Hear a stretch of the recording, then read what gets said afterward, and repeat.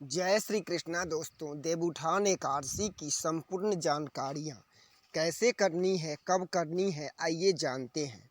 शास्त्रों के अनुसार भगवान विष्णु के अवतार भगवान श्री कृष्ण ने एकादशी को देवी वृंदा तुलसी से शादी की थी। इस साल तुलसी का विवाह 24 नवंबर 2023 को मनाया जाता है और 24 नवंबर 2023 को मनाया जाएगा। ज्योतिषाचार्य ने बताए हैं कि पौराणिक मान्यताओं के अनुसार भगवान विष्णु 5 माह की योग के बाद इस दिन जागते हैं। इसी समय भगवान विष्णु 5 माह तक निद्रा में थे और इसी माह को जागते हैं। भगवान विष्णु 5 माह तक इसी योग को निद्रा के बाद इसी दिन को जागते हैं। इसी कारण इस दिन को देवउठान एकादशी कहा जाता है। दोस्तों जय श्री कृष्णा। दोस्तों वीडियो को लाइक कर लीजिएगा और चैनल को सब्सक्राइब करना नहीं भूलिएगा और दोस्तों में शेयर कर दीजिएगा दोस्तों, क्योंकि ये देवउठान एकादशी की संपूर्ण जानकारियां हैं जो कब करनी चाहिए, कैसे करनी चाहिए और उसमें देवउठान एकादशी भगवान विष्णु का व्रत है। अगर वो व्रत जो व्यक्ति करते हैं उनको कैसे रहना चाहिए, क्या खाना चाहिए, सभी बातें इस वीडियो में आपको सभी जानकारियां दे करके जाएंगे दोस्तों। इसलिए वीडियो को लाइक, चैनल को सब्सक्राइब कर लीजिएगा और दोस्तों में शेयर कर दीजिएगा। जय श्री कृष्णा। दोस्तों शुरू करते हैं।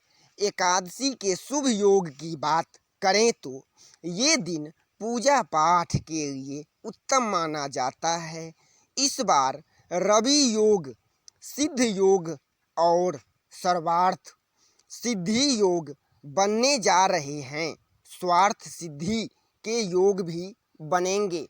एकादशी व्रत करके आप मन चाहे मुरादे पा सकते हैं, अपने स्वार्थ आप सिद्ध कर सकते हैं। यानी कि सीधे भाषा में कहें तो आपका जो मन है सो आप एकादशी व्रत करके अपना मन पूरा कर सकते हैं। दोस्तों एकादशी के शुभ योग की बात करें तो ये दिन पूजा पाठ के लिए उत्तम माना जाता है और इस बार रविवार के योग सिद्ध और स्वार्थ सिद्ध के योग भी बने जा रहे हैं। एकादशी व्रत करके आप अपने स्वार्थ को भी सिद्ध कर सकते हैं। मन चाहे मुरादे देवउठान एकादशी व्रत करके आप पा सकते हैं।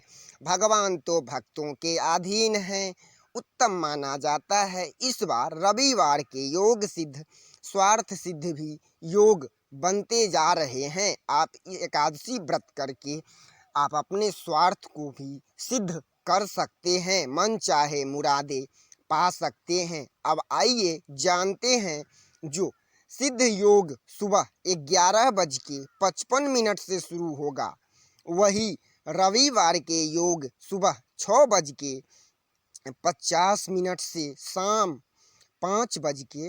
में 5:16 तक रहेगा। इसके बाद स्वार्थ सिद्ध योग शुरू हो जाएगा। हाँ चलिए शुरू करते हैं। चतुर्मास का योग समाप्त होगा। ज्योतिषाचार्य ने बताए हैं कि देवउठान एकादशी के दिन चतुर्मास समाप्त होगा। मान्यताओं के अनुसार चतुर्मास में भगवान विष्णु का आराम करते हैं। चतुर्मास में भगवान विष्णु आराम करते हैं और शास्त्रों के अनुसार चलिए दोस्तों जानेंगे, लेकिन वीडियो को लाइक कीजिएगा और चैनल को सब्सक्राइब करना नहीं भूलिएगा। देवउठान एकादशी व्रत करके आप मन चाहे मुरादे पा सकते हैं। भगवान विष्णु का व्रत है और भगवान विष्णु तो जगत के पालनहार हैं, सृष्टि के सृजनहार हैं। भगवान तो भक्तों के अधीन हैं।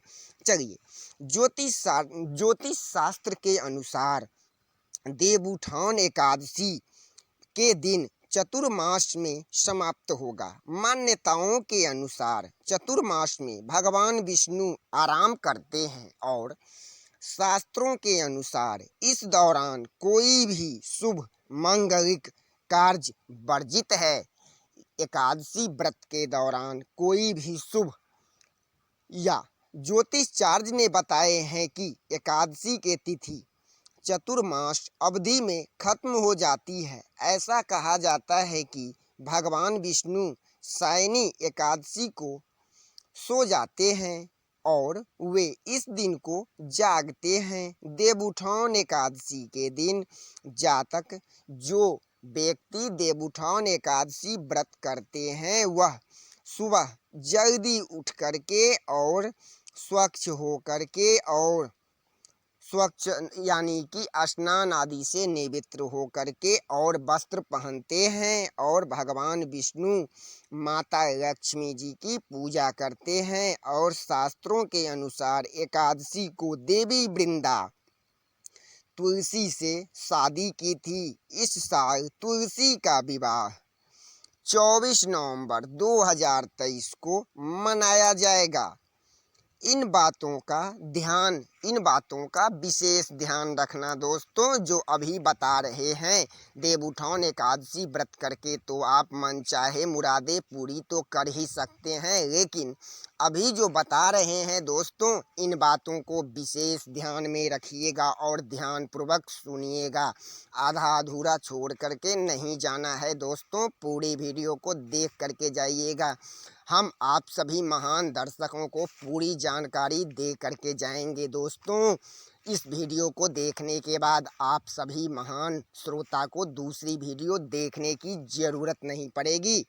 ज्योतिषाचार्य ने बताए हैं कि इन बातों का विशेष ध्यान से सुनिएगा। इन बातों को जो अभी बता रहे हैं ज्योतिषाचार्य ने बताए हैं कि पौराणिक मान्यताओं के अनुसार भगवान विष्णु 5 माह की निद्रा की योग मनाते हैं और इसी दिन को भगवान विष्णु जागते हैं। देवउठान एकादशी के दिन ही भगवान विष्णु जागते हैं। भगवान विष्णु 5 माह तक के निद्रा में थे और फिर उसके बाद देवउठान एकादशी के दिन ही भगवान विष्णु जागते हैं।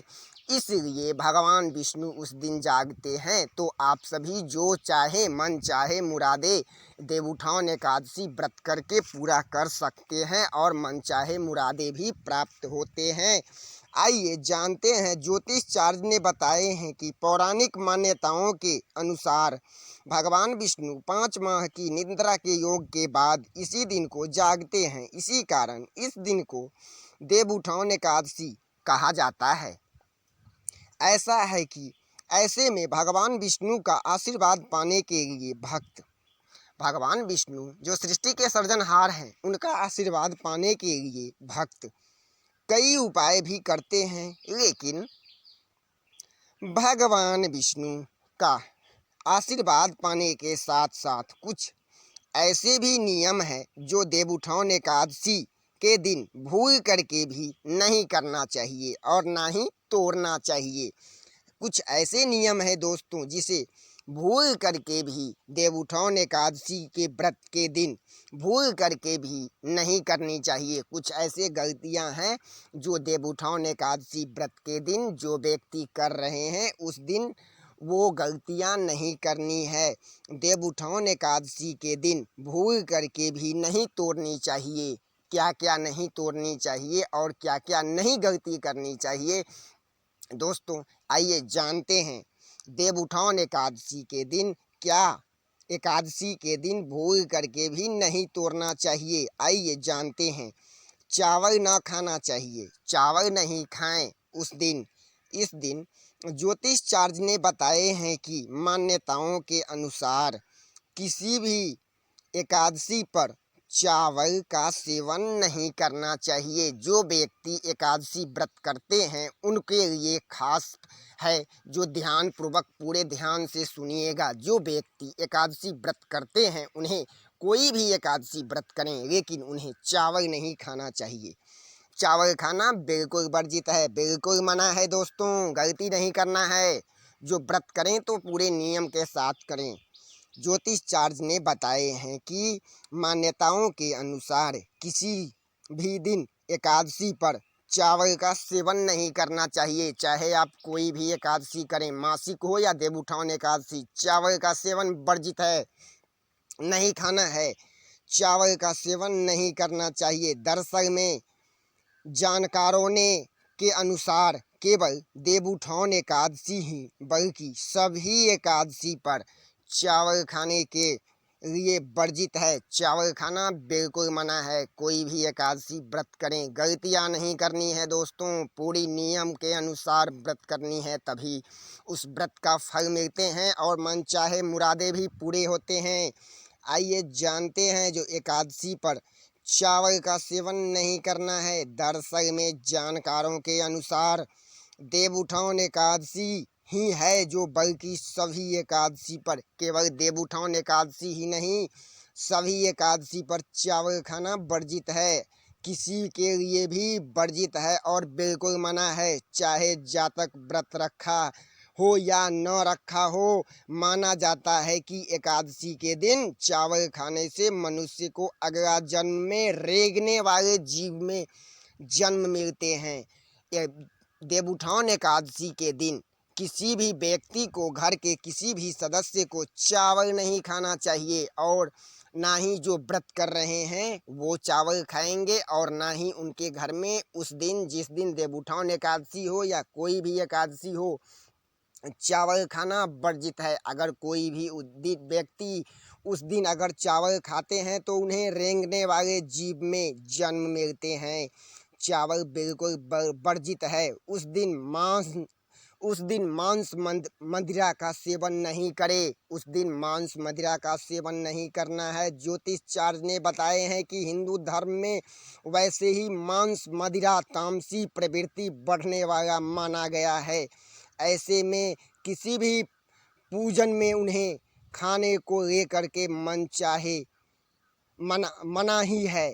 खाने को लेकर के किसी भी पूजन में मांस मदिरा सेवन करना हिंदू धर्म में वैसे ही मना है और वैसे ही मना है। और एकादशी के दिन, एकादशी पर खाना तो दूर, घर में आना तक भी नहीं चाहिए। घर में आना भी वर्जित है। मांस मदिरा ये सब एकादशी के दिन आना भी वर्जित है, चाहे कोई भी एकादशी हो। ऐसा माना जाता है कि करने वाले जातक को रेंगने वाले जीव में जन्म मिलते हैं और जीवन में कई तरह की परेशानियां का सामना करना पड़ता है। अगर जो व्यक्ति देवउठान एकादशी के दिन घर में चावल बनाते हैं और जो व्रत कर रहे हैं या जो नहीं कर रहे हैं, वो अगर चावल का सेवन करते हैं तो ऐसे में उन्हें परेशानियों का सामना करना पड़ सकता है। चाहे देवउठान एकादशी व्रत हो या कोई भी एकादशी हो, उस दिन घर में चावल नहीं बननी चाहिए। उस दिन चावल और मांस मदिरा का सेवन नहीं करें। वैसे भी दोस्तों हिंदू धर्म में मांस मदिरा का सेवन करना बिल्कुल मना है। अगर ऐसा कोई भी गलती करते हैं तो उन्हें तो मरने के बाद रेंगने वाले जीव में जन्म तो मिलता ही है और साथ में मनुष्य जीवन में कई तरह की परेशानियों का सामना करना पड़ता है। इसलिए ऐसी गलती नहीं करना चाहिए। आइए जानते हैं। और देवउठान एकादशी व्रत हो या कोई भी एकादशी हो, महिलाओं का अपमान नहीं करें। ज्योतिषाचार्यों ने बताए हैं कि एकादशी के दिन महिलाओं का भूल करके भी अपमान न करें, चाहे वो आपसे छोटी हो या आपसे बड़ी।